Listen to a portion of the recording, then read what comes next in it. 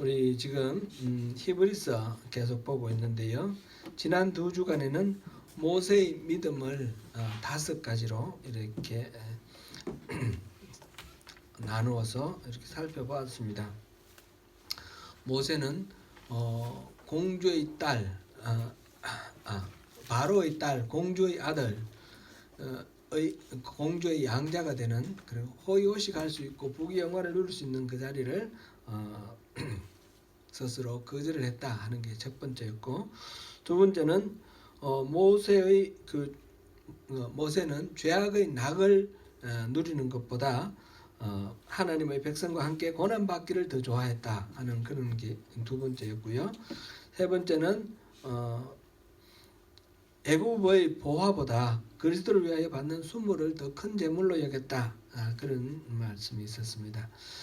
그리고 지난주에 본 것은 모세는 왕의 노함을 두려워하지 아니하고 이집트를 떠났다, 탈출하였다 하는 것. 그 다음에 다섯 번째로 모세는 유월절과 피 뿌리는 예를 정하였다. 이 모든 것들이 모세의 믿음으로 한 일이다 하는 것을 보았습니다. 오늘은 계속해서 이스라엘 백성들의 믿음에 대하여 함께 살펴보겠습니다. 오늘 본문은 앞에서 했던 것처럼 믿음으로 모세는 이렇게 했으면 좀 더 자연스러웠을 그런 내용인데, 믿음으로 그들은 이렇게 되어 있습니다. 이 그들이라는 말은 by faith, the people, 주어가 the people인데 곧 이스라엘 사람들입니다. 이스라엘 백성들입니다. 그래서 지금 29절과 30절은 그 앞에서는 이때까지는 전부 믿음의 선진들 개인별로 이렇게 믿음의 특징들, 믿음의 행위들을 말했는데 29절 30절은 지금 이스라엘 민족 전체를 공동체적으로 그렇게 언급하고 있는 부분입니다. 이스라엘 백성들이 믿음으로 홍해를 육지같이 건너갔다는 표현은 좀 쉽게 수긍하지 않는 그런 부분이 좀 있습니다. 이 부분은 출애굽기 내용을 우리가 살펴보면서 이렇게 좀 생각해 보면 더 좋겠습니다. 우리 이 내용은 대체로 좀 잘 아는 내용이기 때문에 간단하게 브리핑을 한번 해보면 좋겠습니다. Briefly review. 9가지 재앙을 겪고도 이 이집트의 바로는 여전히 고집을 꺾지 않고 이스라엘 백성들을 보내주지 않으려고 하였습니다. 그랬을 때 하나님께서 10번째 마지막 재앙을 내리셨는데, 애굽의 모든 장자와 가축의 초태생, 첫 번째 태어난 그런 생명들을 다 거두어 가시는 그런 재앙이었습니다. 여기에 해당되지 않는 집이 있을까요? 거의 없는 것입니다. 자식이 없는 집은 자기 자신이 첫째가 아니고 둘째, 셋째면서 그리고 자식이 없으면 그럴 수도 있겠죠. 그렇지 않고 자식이 있는 집은 다 첫 번째 자식이 있을 수밖에 없죠. 거기다가 사람만이 아니라 가축까지 한다면 이집트의 모든 집이 다 울음소리로 뒤덮이는 그런 끔찍한 재앙이었습니다.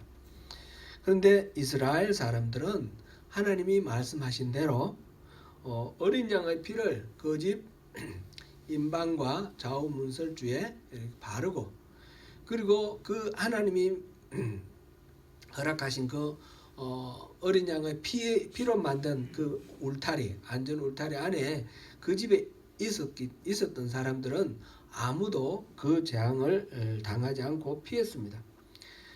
그래서 죽음의 사자가 지나갔다 해서 패스오버, 영어로는 패스오버하고 히브리 말로는 파사흐 그러는데, 그렇게 유월절이 제정이 되었습니다. 마침내 바로가 더 이상 이스라엘 백성들을 붙들고 있지 못하고 놓아주게 되었습니다. 이스라엘 백성들은 장정만 60만이라 그랬고 노약자와 여자와 노인들 노약자의 노인들이 포함되죠. 노약자와 여자들을 포함하면 그 200만 정도 되는 대규모 그런 군종이고 집단이었습니다. 이스라엘은 하나님이 구름 기둥, 불 기둥으로 그 길을 앞장서서 인도하셨다라고 지금 성경에 기록되어 있습니다. 그렇게 해서 출애굽해서 비하히롯이라는 곳 바닷가에 있는 한 곳에 장막을 쳤습니다. 이 소식을 들은 바로는 보내놓고 나서 후회가 됩니다. 즉시 마음이 바뀌어서 군대를 동원해서 600병거와 그 정예군을 데리고 이스라엘을 추격하기 시작했습니다. 멀리서 바로의 군대가 말을 타고 달려오는 그 소리가 막 땅이 막 울리고 먼지가 막 나고 그랬겠죠. 충분히 그런 짐작이 됩니다. 멀리서부터 다가오는 그 소리가 들리고 있습니다. 이 상황에서 이스라엘 백성들은 공포에 질려서 모세를 원망합니다. 아우성칩니다. 출애굽기 14장 11절부터 12절을 우리 함께 보시겠습니다. 같이 읽습니다. 그들이 또 모세에게 이르되 애굽에 매장지가 없어서 당신이 우리를 이끌어내어 이 광야에서 죽게 하느냐? 어찌하여 당신이 우리를 애굽에서 이끌어내어 우리에게 같이 하느냐? 우리가 애굽에서 당신에게 이른 말이 이것이 아니냐? 이르기를 우리를 내버려 두라. 우리가 애굽 사람을 섬길 것이라 하지 아니하더냐? 애굽 사람을 섬기는 것이 광야에서 죽는 것보다 낫겠노라. 이들은 수백 년 동안 노예 생활을 해서 지금 노예 근성에 푹 젖어 있습니다. 애굽에서 하나님이 10가지 재앙을 통해서 직접 스스로 어떤 분이신지 그 자신의 성품과 능력을 보여주셨습니다. 그럼에도 불구하고 그들은 위기 앞에서 절망하며 모세에게 원망을 쏟아놓고 있습니다. 그들은 애굽에서 탈출시켜서 끌고 나오신 분이 하나님이시라는 것을 알고 있습니다. 모든 이적들은 모세가 행한 것이 아니라 하나님이 행하신 것임을 모두 다 알고 있습니다. 그런데 모세에게 지금 원망을 쏟아놓고 있습니다. 차마 하나님께 대거리하고 직접 대들지 못해서 모세에게 대들고 있지만 그 내용은 모두 다 하나님께 저항하는 것이고 하나님을 대적하는 것입니다. 이제 노예 생활을 청산하고 이스라엘 백성으로 자유민이 되었는데 차라리 애굽 사람을 섬기는 것이 더 낫겠다. 광야에서 죽는 것보다는 차라리 노예로 돌아가는 것이 낫겠다. 이렇게 말하고 있습니다. 추격해오는 애굽의 군대를 보고 겁을 먹고 모세를 원망하며 죽게 되었다고 아우성치는 그들에게 모세가 말을 합니다. 출애굽기 14장 13절에서 14절 말씀입니다. 같이 읽습니다. 모세가 백성에게 이르되 너희는 두려워하지 말고 가만히 서서 여호와께서 오늘 너희를 위하여 행하시는 구원을 보라. 너희가 오늘 본 애굽 사람을 영원히 다시 보지 아니하리라. 여호와께서 너희를 위하여 싸우시리니 너희는 가만히 설지니라. 아멘. 모세는 하나님을 믿었습니다. 이제껏 싸워주신 하나님이 지금의 이 위기에서도 싸워주실 것을 믿고 너희는 가만히 있을지어다 라고 큰 소리칩니다. 그러나 그렇다고 해서 모세가 오늘날 우리가 이 성경을 보고 있는 우리의 생각하고 똑같을 수는 없습니다. 우리는 이미 성경을 통해 그 다음에 어떤 일이 일어날지 다 알고 있습니다. 모세는 한치도 앞을 내다볼 수 없는 그런 상황입니다. 모세도 여전히 다른 사람들과 마찬가지로 겁에 질려서 하나님을 믿기는 믿는데 뭔가 도와주실 것이라는 것은 믿지만 그러나 어찌할 바를 모르고 부르짖으면서 기도합니다. 출애굽기 14장 15절에서 16절입니다. 15절에서 16절 같이 읽어봅니다. 시작. 여호와께서 모세에게 이르시되 너는 어찌하여 내게 부르짖느냐. 이스라엘 자손에게 명령하여 앞으로 나아가게 하고 지팡이를 들고 손을 바다 위로 내밀어 그것이 갈라지게 하라. 이스라엘 자손이 바다 가운데서 마른 땅으로 행하리라. 모세도 하나님께 막 부르짖고 있었는데 하나님이 말씀해 주셔서 그 하나님 말씀대로 지팡이를 든 손을 바다 위로 이렇게 내밀었습니다. 그때 하나님이 밤새도록 동풍을 보내셔서 바닷물을 물러가게 하시니 물이 갈라져서 바다가 마른 땅이 되었습니다.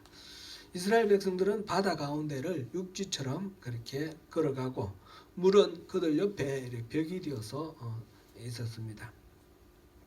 오늘 우리가 본문으로 한 히브리서 11장 29절을 다시 한번 읽어보겠습니다. 같이 읽습니다. 믿음으로 그들은 홍해를 육지같이 건넜으나 애굽 사람들은 이것을 시험하다가 빠져 죽었으며. 히브리서 기자는 분명히 그들 곧 이스라엘 백성들이 믿음으로 홍해를 육지처럼 걸어갔다 건넜다라고 하였습니다.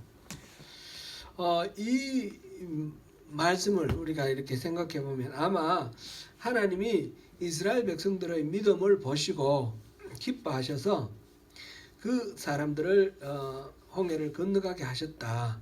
믿음은 이런 기적을 일으킨다. 우리도 이런 놀라운 믿음으로 살아가서 이런 매일매일 같이 이런 기적을 일으키는 그런 능력 있는 그리스도인이 되자. 이런 식으로 우리를 격려하는 말씀으로 해석할 수도 있습니다.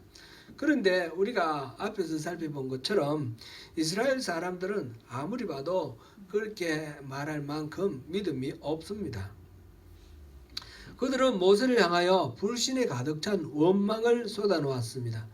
차라리 애굽에서 노예 생활하도록 내버려 두지 왜 우리를 끌고 와서 이곳에 매장지가 없어서 이곳에서 우리를 죽게 하느냐 그렇게 말했습니다. 믿음의 관점으로 본다면 이스라엘 사람들은 홍해를 건널 자격이 없는 사람들입니다. 그런데 하나님은 홍해를 갈라 육지처럼 만드시고 그들을 건너가게 하셨습니다. 그들이 하나님을 믿어서 하나님이 홍해를 갈라주신 것이 아니라 하나님이 그들이 믿음이 없음에도 불구하고 홍해를 갈라주시니 그들이 그곳을 통과하여 뒤에서 쫓아오는 애국군을 피하여 건너가게 하셨습니다. 그런데 이것을 히브리서 기자는 믿음으로 건넜다라고 기록하고 있습니다. 반면에 그 뒤를 따라 똑같이 그 갈라진 바다를 향해 나갔던 사람들, 애굽 사람들을 향해서 이것을 시험하다가 빠져 죽었다 그렇게 하였습니다. 똑같이 믿음이 없었는데 그 가운데서 하나님이 길을 갈라주셨고 그 길 지나갔는데 이스라엘 사람들에게는 믿음으로 홍해를 건넜다 그랬고 이집트 군대에게는 그들이 시험하다가 빠져 죽었다 그랬습니다. 여기서 말하는 믿음으로라는 말은 어떤 의미입니까? 시험하다라는 말과는 어떤 차이가 있습니까? 좀 생각해 보면 좀 여러 가지로 복잡하게 생각할 수가 있는데 결론적으로 보면 홍해를 가르고 이스라엘 백성들을 구원하신 일은 전적으로 하나님의 은혜입니다. 이스라엘 백성들이 그게 이바지한 바는 없습니다. 아무것도 없습니다. 믿음조차 보이지 못했습니다. 하나님은 이스라엘 백성들을 10번째 재앙 당시에 어린 양의 피로 보호하시고 구원하셨습니다. 인간 자체로는 이스라엘 사람들이나 이집트 사람이나 아무런 차이가 없이 똑같이 죄인입니다. 죄 때문에 죽어야 한다면 다 똑같이 죽어야 되는데 단지 이스라엘 사람들은 살았습니다. 어떻게 해서 살았습니까? 하나님이 말씀해 주신 대로 어린 양의 피를 발라가지고 그 하나님이 보호의 울타리를 마련해 두시고 그 안에 있으라 했을 때 그 안에 있었기 때문에 사는 것입니다. 지금 홍해 앞에서 애국 군대에 쫓기고 있는 이스라엘 백성들도 하나님이 보호해 주시고 홍해를 건너게 해 주셨습니다. 이스라엘 백성들 행군해 나갈 때에 그 앞에서 길을 인도하던 구름기둥 불기둥이 이집트 군대가 뒤쫓아오니까 뒤로 돌아가서 이 이집트 군대와 이스라엘 백성 사이에 길을 가로막았습니다. 그런 식으로 하나님은 이스라엘 백성들을 보호하셨습니다. 이스라엘 백성들은 홍해를 건널 만한 그런 믿음이 없는 사람들이었으나 하나님이 택하시고 어린 양의 피로 살려주신 하나님의 백성으로 삼아 주셨기 때문에 하나님의 백성이라는 그 신분 때문에 지금 하나님이 보호를 해주시고 홍해를 건너가게 해주신 것입니다. 이것을 히브리서 기자는 믿음으로 건넜다라고 표현을 했습니다. 그러니까 이 믿음이라는 것은 그들 자신의 속에 있는 어떤 신념이나 능력 그런 것을 말하는 것이 아니라는 것을 우리가 볼 수 있습니다. 믿음은 우리가 여러 번 우리가 살펴봤지만 믿음은 그 사람 안에 있는 어떤 지적 동의나 또는 스스로 가지고 있는 자기 확신 이런 것이 아니라고 그랬습니다. 믿음은 뭐라고 했습니까? 믿음은 관계라 했습니다. 관계. 하나님과 우리와의 바른 관계가 맺어져 있는 것. 믿음이란 관계 안에 놓이는 것입니다. 하나님을 신뢰하는 그 관계 속에 우리 자신의 생명을 의탁하는 것. 그것이 바로 믿음인 것입니다. 믿음이 없는 이스라엘 백성들이었지만 그들에게는 믿음이 없었지만 하나님은 그들을 어린 양의 피로 구원하셨고 홍해를 가르시면서 강권적으로 그들에게 하나님을 신뢰하도록 하였습니다. 그러므로 그들에게 이 믿음은 전적으로 은혜로 말미암아 얻은 믿음입니다. 그러고 보면 믿음은 하나님의 선물입니다. 베드로후서 1장 1절을 보시겠습니다. 베드로후서 1장 1절 같이 읽어봅니다. 시작. 예수 그리스도의 종이며 사도인 시몬 베드로는 우리 하나님과 구주 예수 그리스도의 의를 힘입어 동일하게 보배로운 믿음을 우리와 함께 받은 자들에게 편지하노니. 사도 베드로는 이 편지를 받는 수신자인 그 믿음의 형제들에게 보배로운 믿음을 우리와 함께 받은 자들이라고 말하였습니다. 믿음은 이렇게 받은 것입니다. 하나님은 이스라엘 백성들에게 큰 동풍으로 홍해를 가르신 이적을 통하여 그들에게 믿음을 주셨습니다. 그래서 이스라엘 백성들은 그 믿음으로 홍해를 건넜습니다. 반면에 추격해오던 애굽 사람들은 시험하다가 물에 빠져 죽었습니다. 그들도 동풍으로 갈라진 홍해를 육지처럼 내달려서 이스라엘 백성을 추격하였습니다. 차이는 무엇입니까? 그들에게는 하나님과의 관계가 없습니다. 하나님이 기적을 통해서 심어주시는 그 믿음이 없었습니다. 그들은 이스라엘 사람들이 건너는 것을 보고 맹목적인 생각을 하였습니다. 저 사람들도 가는데 우리도 뭐 갈 수 있겠지. 지금 양쪽에는 바닷물이 이렇게 벽을 쌓은 듯이 이렇게 서 있습니다. 그들은 바다를 가르고 그 바닷물을 벽으로 만드신 하나님을 믿는 것이 아니라 하나님을 대적하기 위해서 지금 나와 있습니다. 그 물이 서 있는 것은 기적이고 물이 덮어버리는 것이 자연스러운 이치죠. 그들은 그렇게 빠져 죽었습니다. 여기서 중요한 포인트는 지금 이스라엘 사람들과 이집트 사람은 그 공동체가 어디에 속해 있느냐, 그것이 다른 것입니다. 이스라엘 사람들은 하나님께 속해 있었고 이집트 사람은 그렇지 않다라는 것입니다. 지금까지는 쭉 개인에 대한 이야기를 했고 지금 29절 30절은 이 공동체에 대한 이야기를 하고 있습니다. 구원의 이 공동체성에 대해서 우리가 깊이 생각해 볼 수 있는 그런 계기입니다. 오늘 본문을 묵상하며 우리의 믿음을 들여다봅니다. 홍해 앞에서 모세를 원망한 이스라엘 백성들이 하나님이 강권적으로 믿음을 주셔서 홍해를 건너가게 했지만 그들은 수시로 불신의 자리에 섰습니다.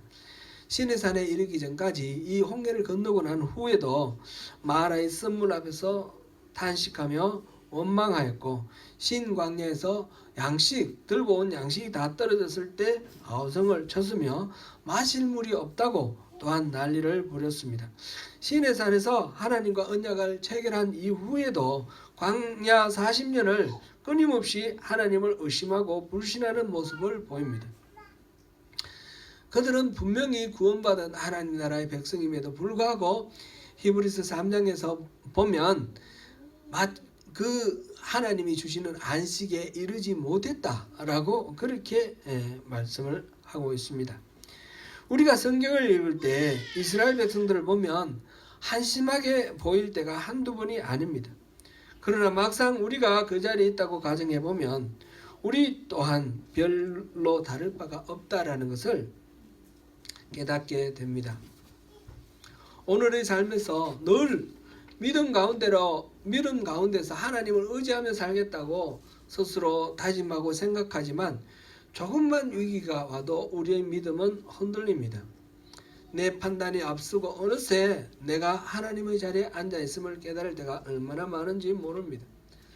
하나님의 사람이라도 큰 시련을 대면하도록 부르심을 받을 때가 있다는 것을 우리가 기억해야 합니다.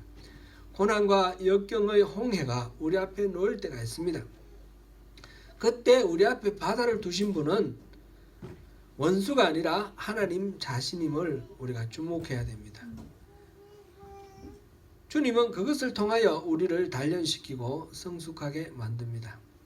그리고 하나님의 사람들에게 강력한 원수의 위협으로 두려움을 갖게 되는 그런 경우도 얼마든지 있다는 사실을 또한 기억해야 되겠습니다. 이스라엘을 추격하여 홍해까지 이른 이집트 군사들처럼 이미 우리는 다 해결되고 이제 끝났나 했는데 그러한 문제들, 그러한 죄악들이 우리를 뒤따라와 우리를 잡을 때가 있습니다. 이스라엘 사람들이 애굽 사람들을 보았을 때에 그들은 지독하게 무서워하였으며 홍해를 쳐다보면서 절망에 빠지기도 하였습니다. 지난주에 우리는 두려움은 믿음과 반대되는 것이다 라는 것을 우리가 생각해 본 기억이 납니다. 출애굽기 14장 말씀에서 하나님은 첫째로 두려워하지 말고 가만히 서 있으라. 그리고 그 다음 여호와께서 오늘 너희를 위하여 행하시는 구원을 보라 하셨습니다. 그리고 세 번째로 앞으로 나아가라 하셨습니다. 하나님께 우리가 두려움에 빠져 있지 않고 우리가 두려움을 우리에게 불러일으키는 상황과 환경에 우리 마음 뺏기지 않고 우리를 바라보시는 하나님을 생각하면서 가만히 기다리는 하나님의 다음 반응을 기다리는 그런 것이 필요합니다. 그리고 하나님이 보여주셨을 때 우리는 앞으로 나아가면 되겠습니다. 시편 100편 3절을 기억하면 좋겠습니다. 같이 한번 읽어보겠습니다.